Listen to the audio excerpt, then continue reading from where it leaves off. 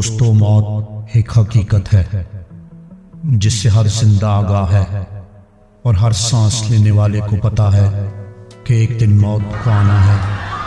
ہمارے ذہن میں اکثر خیال آتا ہے کہ موت کیا ہے اور روح کیا ہے، اور موت کے وقت انسان پر کیا گزرتی ہے، اور اس دنیا سے جانے کے بعد انسان کے ساتھ کیا ہوگا۔ مذہب اسلام میں ان سوالات کے جواب موجود ہیں۔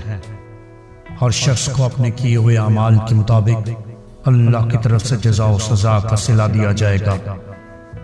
انسان کو قبر میں اتارنے کے بعد جزا و سزا کا سلسلہ شروع ہو جاتا ہے۔ ایک بیان میں کہا جاتا ہے کہ جب ایک شخص قیامت کے دن اللہ کے سامنے حاضر کیا گیا تو اس کے نامہ اعمال میں نیکیاں اور گناہ برابر تھے۔ اب جب کہ یہ نیکیاں اور ثواب برابر ہیں تو ایسی صورت میں انسان کیا کرے گا؟ یقیناً اس کے میزان میں ایک نیکی ڈال دی جائے تو فیصلہ اس کے حق میں ہوگا۔ دوستو، حدیث شریف میں اس واقعے کا ذکر فرمایا گیا ہے جس کا مفہوم یہ ہے کہ یوم حساب ایک انسان کو اللہ تبارک تعالیٰ کے سامنے لایا جائے گا جس کی نیکیاں اور گناہ برابر ہوں گے۔ اللہ رحمان و رحیم محض اپنے فضل و کرم سے اس انسان کو کہیں گے کہ جاؤ کسی اپنے پیارے سے ایک نیکی مانگ کر لے آؤ تاکہ تمہارے میزان میں نیکیوں کا پلڑا بھاری ہو جائے اور تجھے جنت میں داخل کر دیا جائے۔ دوستو، وہ شخص میدان حشر میں ایک نیکی جسے وہ زمین پر معمولی خیال کرتا تھا، آج اسے ایک معمولی نیکی کے لیے حشر کے میدان میں مارا مارا پھر رہا ہے اور اپنے پیاروں سے ایک نیکی کا سوال کر رہا ہے۔ لیکن آج یوم حساب ہے، آج خون کو خون نہیں پہچانے گا۔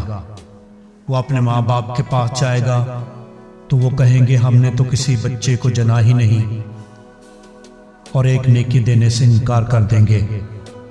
وہ اپنے بھائی بہنوں کی طرف جائے گا تو وہ اسے کہیں گے کہ ہمارا تو کوئی بھائی ہی نہیں تھا۔ پھر وہاں سے پلٹ کر اپنی بیوی کے پاس جائے گا تو اس کی بیوی سے پہچاننے سے انکار کر دے گی کہ میں نے تو شادی ہی نہیں کی تھی۔ یہاں سے مایوس ہو کر وہ اپنی اولاد کی طرف جائے گا تو اس کی اپنی اولاد کہے گی ہمارے تو کوئی ماں باپ ہی نہ تھے۔ غرض وہ انسان اپنے ہر رشتے، اپنے ہر پیارے اور ہر دوست یار کے پاس جائے گا۔ آج حساب کا دن ہے، آج یوم محشر ہے۔ آج ہر کوئی اپنی فکر میں ہے کہ میرے میزان کے پلڑے میں نیکی کم نہ ہو جائے اور میں جنت میں داخل ہونے سے محروم نہ رہ جاؤں۔ جب وہ انسان ہر طرف سے مایوس ہو جائے گا تو اس کو ایک آدمی ملے گا۔ وہ آدمی اس سے پوچھے گا کیا تلاش کر رہے ہو؟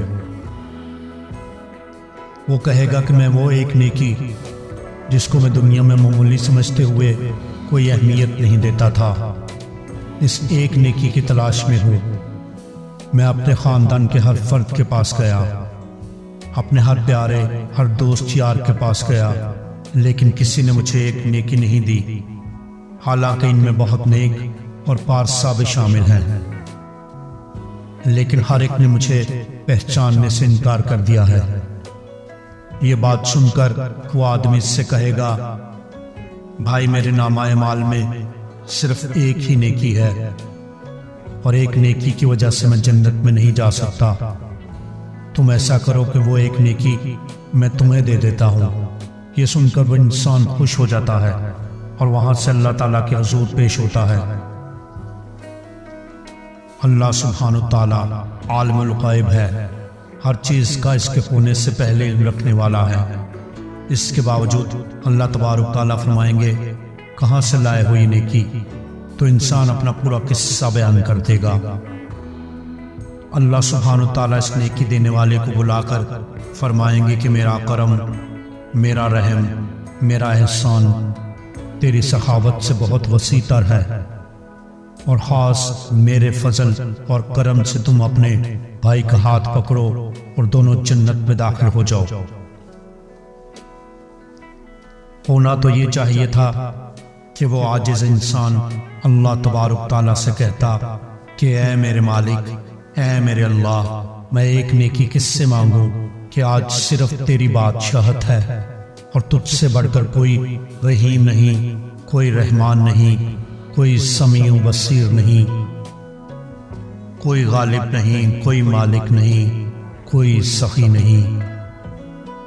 آج اپنی رحمت خاص سے وہ ایک نیکی مجھے عطا کر دیجئے، لیکن شاید اللہ تعالیٰ اس سے مجاہدہ اور مشاہدہ کروانا چاہتا ہوگا کہ دیکھ، جن کی خاطر تم دنیا میں دنیا کمانے کی فکر میں رہے اور جن کے لیے تم نے اچھے برے کام کیے اور اپنے گناہ کی گٹھری بھرتے گئے، آج وہ تمہیں اپنی ایک نیکی دینے کو تیار نہیں۔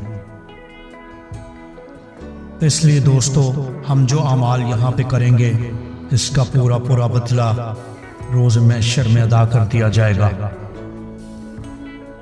اور چھوٹی چھوٹی نیکیاں وہاں بڑے کام آئیں گی۔ اس لیے چھوٹے بڑے گناہوں سے باز آ جاؤ اور چھوٹی چھوٹی نیکیاں بھی کر گزرو، اور اس سے جو مالک یوم الدین ہے، دعا کرتے ہیں کہ ہمارے میزان کی نیکی والے پلڑے کو بھاری کر دے اور ہمیں اپنی خاص رحمت سے جہنم سے بچا کر اپنی جنت میں جگہ عطا فرما دے۔ آمین ثم آمین یا رب العالمین۔